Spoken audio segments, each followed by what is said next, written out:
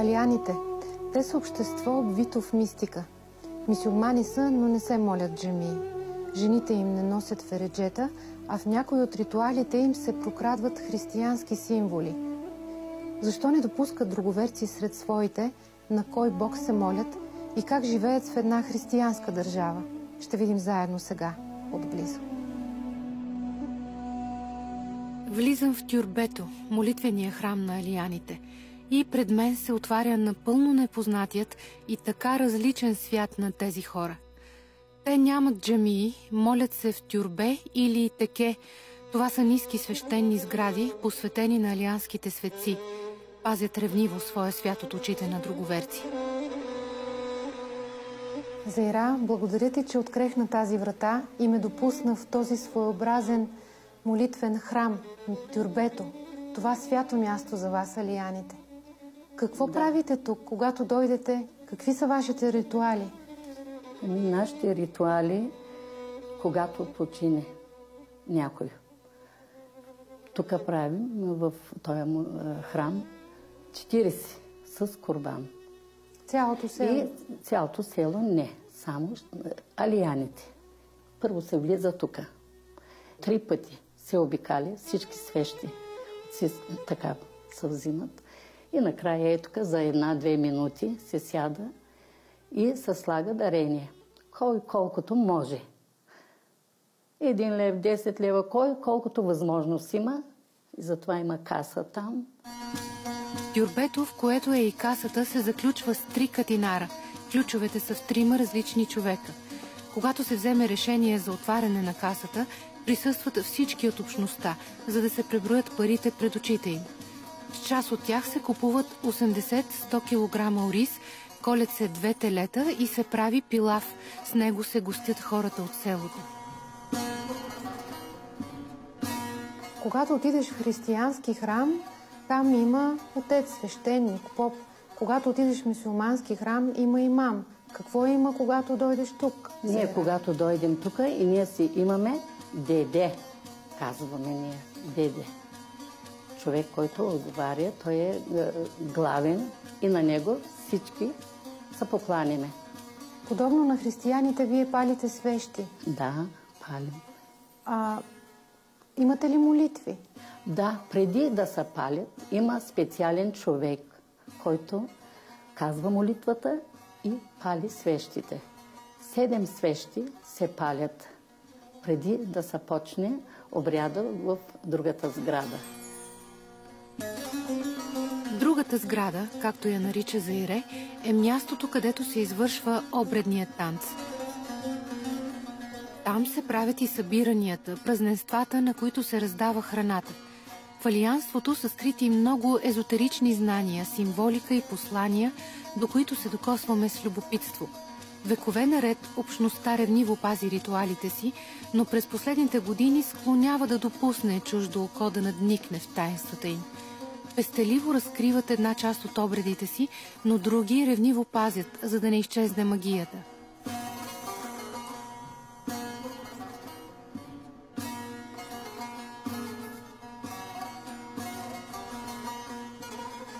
Според преброяването през 2001 година, мюсюлманите шиити, предимно алияни у нас, са малко над 53 000 души.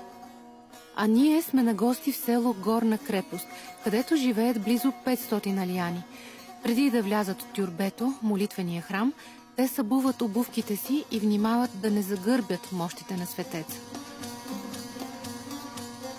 Да ни кажеш, кой е вашия бог? Защо се казвате алияни? Алияни, нашия бог е свети Али. Ние вярваме на Хасрети Али, се казва. Това е зет на Мохамед. Той е зет на пророка Мохамед. На пророка Мохамед. Ние вярваме в Али и затова се казваме алияни. Оттам носим името. Нашата религия е, мисля, че много сме по-напреднали, по-прогресивни от сунитите. Имаме девиз. На турски мога ли да кажа? Разбира се. Елине, дилине, белине. Трябва да сме вярни на ръката си. както и в християнската религия има. Там 10 Божи заповеди. Божи заповеди. Това, което не си сложил с ръката си, нямаш право да пипаш. Да не се краде. Не кради. Не кради.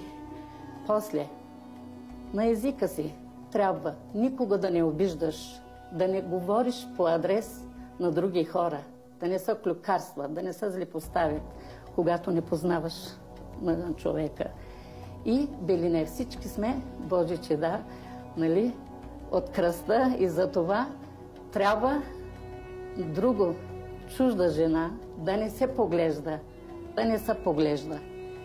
И за това, когато дойдем тук, нашите обичаи се правят заедно, мъже, жени. Там никой никого не поглежда с чуждо око. Всички са братя и сестри.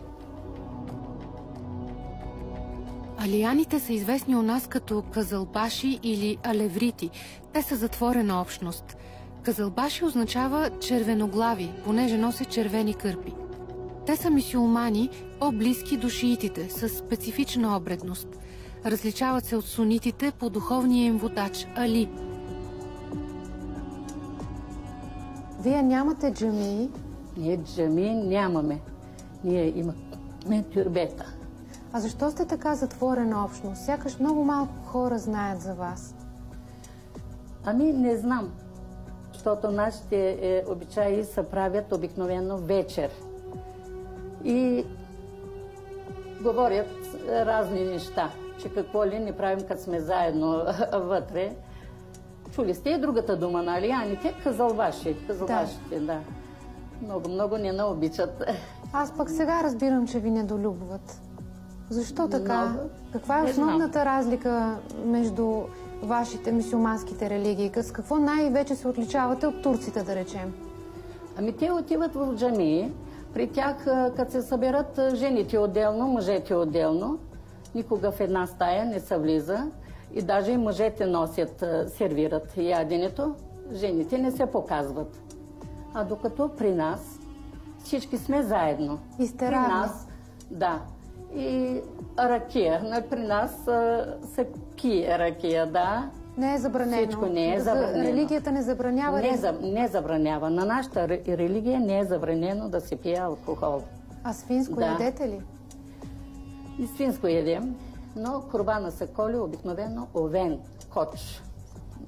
Разбрах, че боядисвате, каносвате коча преди... Да, коча се боядисва преди да се заколи, когато... правите курбан.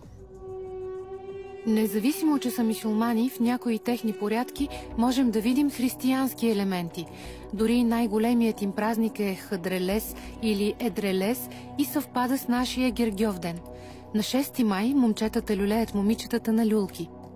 Те също боядисват яйца, също палят свещи на гробовете на своите покойници.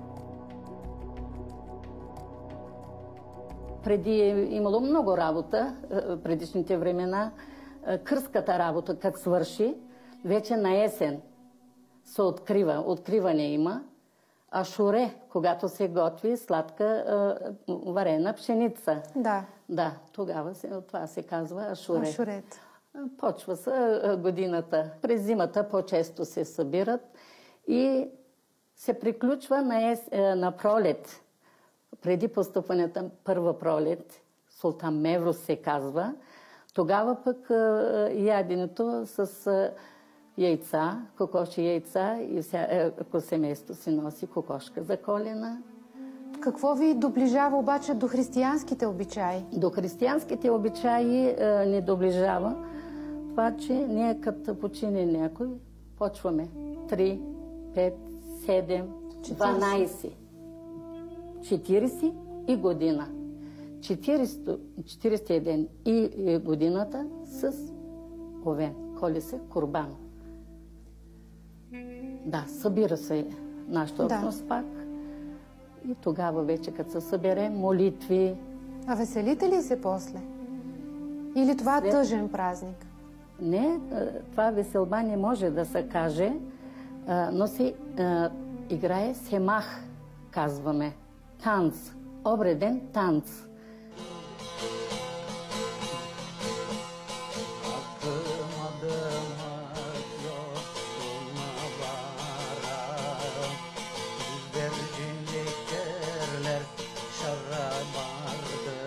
Това, което виждате, уважаеми зрители, е ритуалният танц семах, в който могат да танцуват жени с жени или мъже и жени. Ритуалният танц се основава на концепцията за единение с Бога и е съвкупност от мистични движения, които представляват един от 12-те основни елемента в религиозните практики на алияните. Музиката идва от древния струнен инструмент сас. По време на вечерната молитва, алияните се хващат за ръце и образуват кръг, с което показват своето единство и разбирателство. Най-отдадените на религията смятат, че могат да общуват с Бог директно, чрез транс. При алияните има дуализъм – добро, зло, светлина, тъмнина. В тази насока са и обичаите им. Имат култ към огъня и камъка, а числото 7 смятат за магично. Макар и съвремието да не позволява съвсем, но предпочитат браковете им да се случват вътре в общността. По-трудно приемат хора, които не изповядват тяхната религия. В тази общност жените са равни на мъжете, не носят фереджета и участват наравно с мъжете в ритуалите.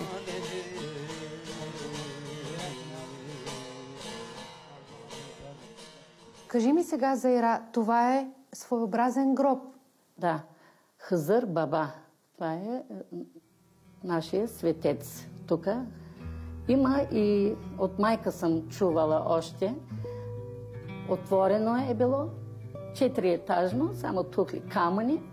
И нашите селени тук решили вече да се затвори. Сънуват го, че иска седмоъгълен такъв тюрбе. Тюрбето да е седмоъгълен. И майка разправя колко пъти направили, сложили покрива и сутринта, като станат долна крепост, дерето. Целият покрив пада. Долу, лети. И колко пъти така, и накрая сегашното, осмоъгълник, не е седмоъгълник, не могат вече седмоъгълник да направят и осмоъгълна е сградата, доколкото знам. Светията е идвал в сънищата на хората да им казва как да построят. Да, как да построят за него тюрбето. Детето, като родих, моето бебе, на 3 месеца, сънувам, че съм там, държа сина си, с голи крака е. И брат ми, Бог да го прости, той почина преди 2 години. И един коч с извити рога идва и почва да скача върху мене. Иска детето ми. И аз викам, как да ти дам? Той толкова е мъничко. Дай ми. Бе, как овена. И викам, не мога, бате, дръж, ще ми вземе детето. И той държи пак, ми подава. И накрая вече не можах да го спася. И викам, халал да ти е. И върху рогата му сложих сина си. И той така обърна се и тръгна и влезе в тая сграда. И на майка разказах самия си и тя вика, ще вика, иска курбан за детето. Хазър Баба иска курбан от тебе. И свекра ми, човека, побързал и купил без рога, без извити рога. И пак същия сън ми се пресъни и накрая се наложи още един курбан, заколихме. С рога? С рога вече, с извити рога, както сънувах. И тогава беше прието вече. За разлика от християнските храмове и джамиите, тюрбето не е отворено всеки ден, нито в определен ден.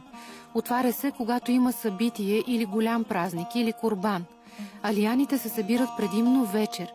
Заира казва, че починът е останал от времето, когато алияните са имали много кърска работа и затова празненствата са се оставили за късните доби на вечерта. Много интересно. Палите свещи, носят се дарове. Дарове се носят. Когато болен човек има вкъщи нещо от нужда, ей тук, каквото от сърце отвътре ти, идва се молиш, да помогне и слагат. Както ние отиваме в църква, можеш да дойдеш през деня да се помолиш. Да палите свещичката и да се помолим. Олеква ли ти, като си поговориш? Разбира се, как няма. На турски ли си говорите? На турски. Ти говориш и български много добре. Учителка си била 40 години. 40 години детска учителка бях. Да, последните години, 7 години директорка. Най-важният урок, който научи децата по отношение на религията, Бог е един ли им казваш? Винаги. Бог е един. Няма друг Бог. Един е. Аллах, Бог, един е. Не може да се дели. Това е най-ценният урок, който трябва да разберем, че не трябва да има войни. Разделение. Въобще не трябва да има разделение. Тук в този край живеете мирно. И мюсюлмани, и християни, и алияни. От край и време. Харесваш ли живота си в тази общност, Зейра? Би ли искал да се родиш друга? Не. Много ми харесва. Харесва ми. Защото много сме единни. Много... За мене всички сме братя. Като се съберем, всички ставаме единни. Един Бог, една душа. Един човек. Един човек. Тези храмове, като тюрбето, винаги са построени до стари дървета. Короната на дървото символизира бъдещето, стволът – животът сега, а корените – там, където отиват душите. Там, под едно свещено дърво, ни чакат твоите съселени, хора, които са ни приготвили да ни покажат още от обичаите, традициите, вашата храна. Ти предлагам да отидем заедно там и да видим останалата част от този преинтересен за мен разказ. Има ли начин, по който трябва да станем, за да отдадем почитта си на светеца? Когато станем, излизаме назад. Не се обръщаме гърбом, а така. Назад ще вървим и както покланяме се, излизаме.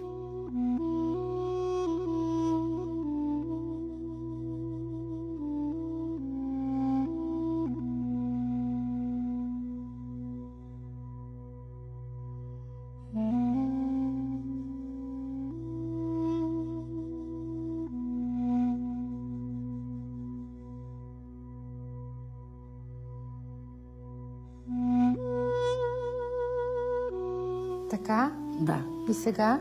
Така назад отиваме. Не си въвръщаме никога.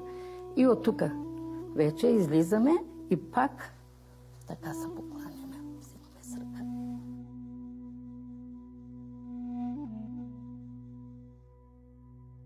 Алияните често правят курбани. Няколко дни преди празника намазват коч с червена боя. На челото му правят кръст, още един символ, свързан с християнството. Силно вярват в 3 основни принципа на живота. Най-важното нещо не е религията, а да бъдеш човек. Ако си наранил някого, никаква полза няма от ритуалните ти молитви. Най-големият израз на вярата е да се работи. Алияните казват, че разликата между тях и християните е толкова тънка, колкото е вътрешната ципа на лука. И макар днес да са много бедни хора, винаги са готови да работят много, много да се усмихват и много да помагат. Казва, че ако си пътник и минаваш покрай село Горна крепост, никога няма да останеш гладен и никога няма да бъдеш жаден, защото тези хора са изключително гостоприемни и така както са си седнали на масата, ако те видят да минаваш покрай тях, непременно ще ти кажат: ела, седни да хапнеш много специфични гозби, макарони с чесън, но за това малко по-късно. Първо, чисто исторически план да обясним, що за хора са алияните и кого да поканя тук. Местния войвода, тук наблизо е Перперикон, да видях професор Николай Овчаров и му казвам: ела да обясниш всъщност кои са алияните, професоре. Това са най-малко хората, с които работя вече 16 години. Ако не бяха те, това, което се намери зад мен, Перперикон, никога нямаше да бъде разкрито. Едни прекрасни хора, хора с много интересни традиции, които са и много трудолюбиви. Работата е там, че в 7 век, вече като историк говоря, съществуват 2 големи империи. Това са Римската империя, или вече Византия през този период, и империята на персите. Но ето, че в един момент се появяват арабите. Буквално за няколко десетилетия те създават една огромна, мощна сила. И това не е само поради тяхната боеспособност, а защото те създават една нова религия. Появява се Мохамед, появява се пророк. И именно тогава се създава исляма, който буквално за няколко десетилетия променя целия свят. Може би хората ще разберат тези неща, ако погледнете съвременните събития, колко бързо могат да се променят нещата на базата на религията. Малцина знаят, че в исляма половината от героите са и от Библията. Това е съвсем нормално. Малко са изменени имената, но в край на краищата това е една религия, реално погледнато, започнало от едно нещо. Така или иначе обаче в исляма започват противоречия буквално веднага след неговото създаване. И още от тогава се създават двете, от 7-8 век се създават двете линии, основни линии, които до днеска воюват. Ето сега в момента войната е точно на базата на тази основа. Сунити и шиити. Каква е разликата? Тя е много сложна. Естествено, аз нямам възможност сега да обяснявам на зрителите всичко това, но сунитите са, да речем, ортодоксалния, православния, ако го наречеме с думите от християнството и ислям, докато шиитите са били винаги, така да се каже, гонени в тази система.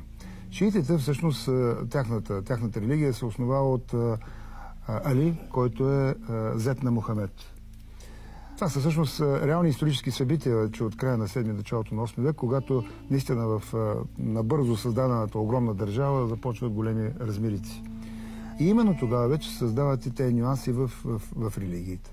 После обаче през вековете тези неща се задълбочават, за да достигнат вече до едно голямо разделение вътре в самият ислям.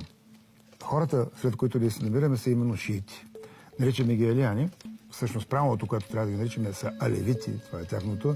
Някой път се използва и една дума казалбаши, която е много така влязла. Казалбаш, това означава на турски език човек с червена глава, червеноглавите.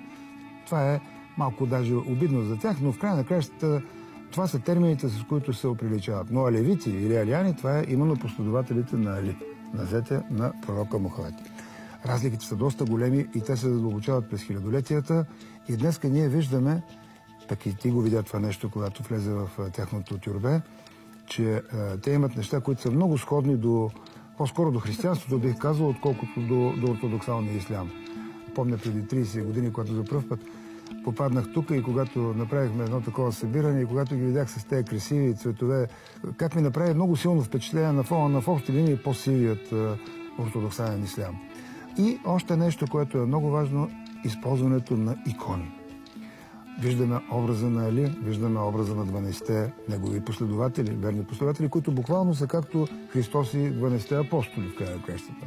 Между другото, още едно такова сходство, което имаме. Но в края на краищата всяка част на България има своята специфика. И своята красота, своя колорит, сред който сме попаднали и ние и ще направим съпричастни нашите зрители, разбира се. Благодаря ви за това пояснение. Беше ми малко трудно да навлезна в този свят, който принципно е доста затворен. Затова искам много да ви благодаря, че ни допуснахте да видим алияните отблизо. Надявам се, че ви беше интересно, уважаеми зрители.